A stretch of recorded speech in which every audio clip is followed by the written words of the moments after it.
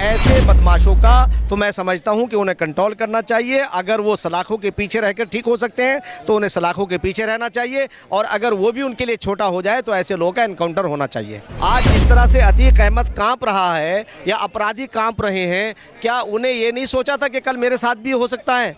हम तो ये कहते हैं कि जो भी कानूनी कार्रवाई हो सकती है, सख्त से सख्त हो सकती है, वो इन अपराधियों के खिलाफ होनी चाहिए। अरे भाई, जब उन्होंने दूसरों का एनकाउंटर किया है, जब उन्होंने दूसरों को मारा है, उस वक्त उनके हाथ क्यों नहीं लर्जे थे? तो इसलिए मैं ये कहता हूं कि अपराधी के अंदर डर होना चाहिए, और यही काम योगी जी कर रहे हैं। हम योगी जी को धन्यवाद देते हैं।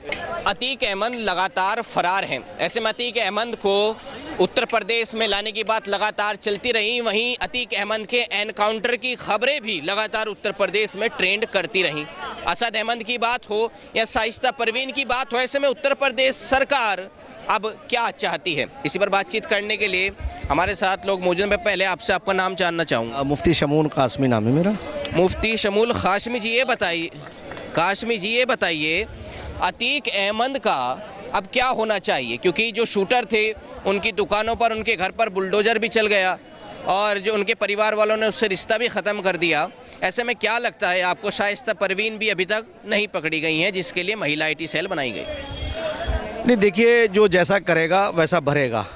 यानी मैं तो ये समझता हूँ कि ये ईश्वरीय कार्य जो हैं ये अपनी जगह चलते रहते हैं, और वो अगर दुनिया के कानून से बच जाए उससे नहीं बचता। जैसे हमने देखा है कि उसके यहाँ देर है अंधेर नहीं है। तो आज अतीक अहमद ने जैसा किया, उनके परिवार ने जैसा किया, आज उनके सामने है।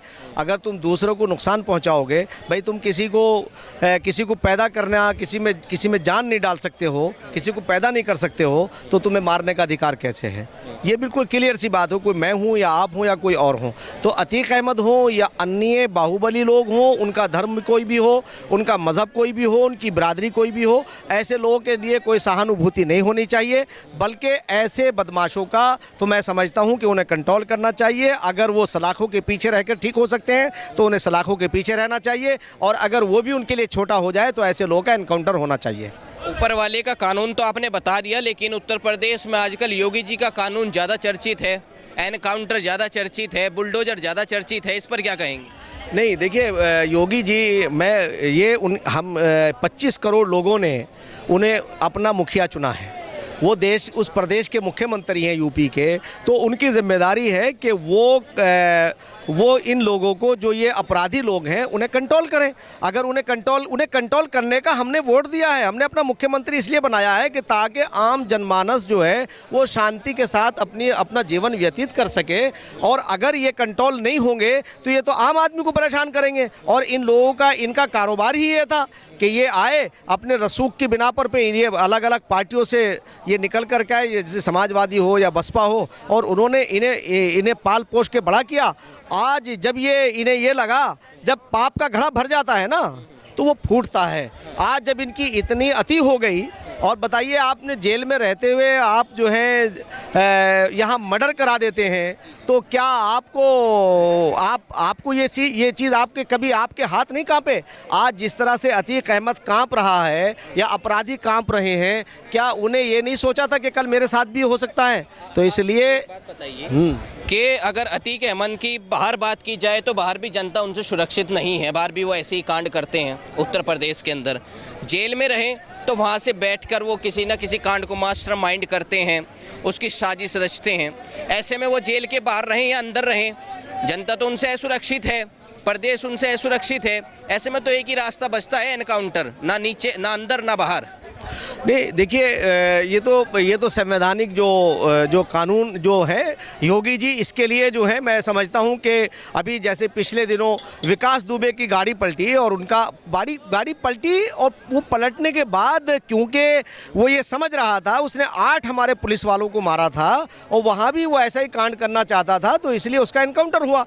हम तो ये कहते हैं कि जो भी कानूनी कार्रवाई हो सकती है, सख्त से सख्त हो सकती है, वो इन अपराधियों के खिलाफ होनी चाहिए। उसका नाम कोई भी हो, उसकी जगह कोई भी हो, उसका प्रदेश कोई भी हो, उनके साथ कोई सहानुभूति नहीं होनी चाहिए।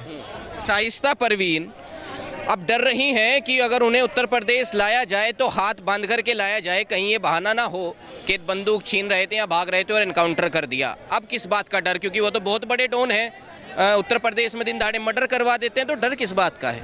नहीं, यही तो चीज़ है ना, ईश्वर का काम देखिए। उस मालिक ने कैसा ये कहा ना कि भाई उसके यहाँ देर है अंधेर नहीं है।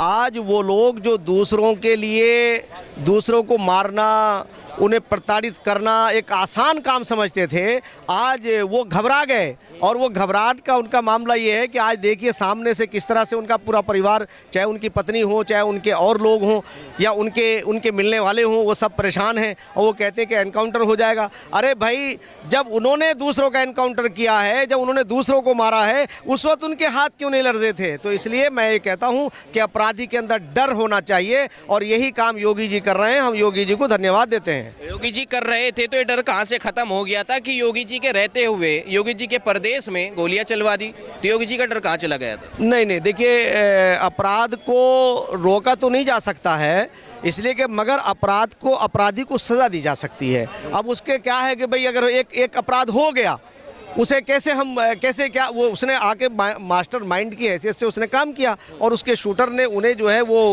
मर्डर करा दिया। मगर उसके करने के बाद अगर जो सज़ा मिल रही है, वही तो कर्तव्य है उनका। वो उन्हें क्या पता है, कोई अंतर्यामी तो है नहीं कि भाई उन्हें ये पता हो गया कि भाई वो मर्डर करने वाले, तो पहले ही उन्हें हम घेर लेते। हम तो होने ही नहीं देते मर्डर। कौन होने देगा ऐसे?